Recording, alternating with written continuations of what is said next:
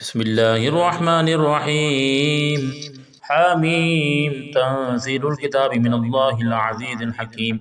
ما خلقنا السماوات والأرض وما بينهما إلا بالحق وأجل مسمى والذين كفروا عما أنذروا معرضون. قل أرأيتم ما تدعون من دون الله أروني ماذا خلقوا من الأرض أم لهم شرك في السماوات ائتوني بكتاب قبل هذا أو أثارة من علم إن كنتم صادقين.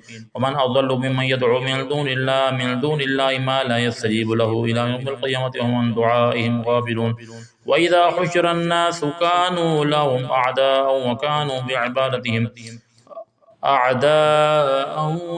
بعبادتهم كافرين.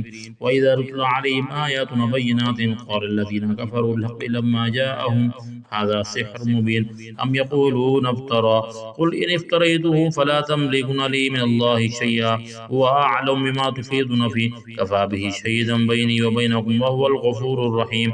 قل ما كنت بدعا من الرسل وما أدري ما يفعل بي ولا بكم إن أتبع إلا ما يوحى إلي وما أنا إلا نذير مبين.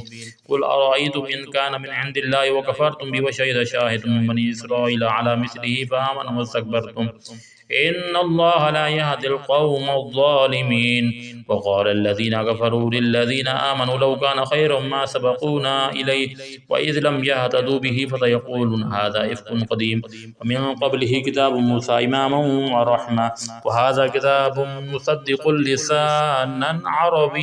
لسانا عربيا لينذر الذين ظلموا وبشرى للمحسنين. إن الذين قالوا ربنا الله ثم استقاموا فلا خوف عليهم ولا هم يحزنون أولئك أصحاب الجنة خالدين فيها جزاء بما كانوا يعملون.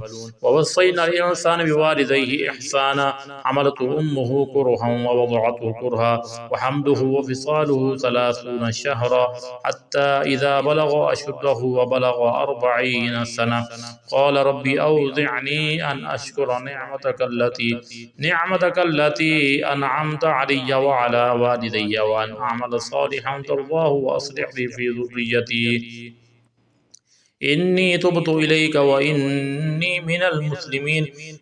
أولئك الذين نتقبل عنهم أحسن ما عملوا ونتجاوز عن سيئاتهم في أصحاب الجنة وعد الصدق الذي كانوا يوعدون.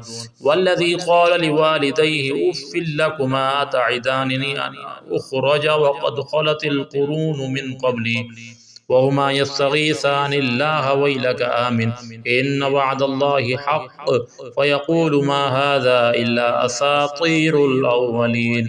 أولئك الذين حق عليهم القول في قد خلت من قبلهم من الجن والإنس إنهم كانوا خاسرين. ولكل درجات مما عملوا وليوفيهم أعمالهم وهم لا يظلمون. ويوم يعرض الذين كفروا على النار أذهبتم طيباتكم في حياتكم الدنيا واستمتعتم بها فاليوم تجزون عذاب الهون بما كنتم تستكبرون في الأرض بغير الحق وبما كنتم تفسقون.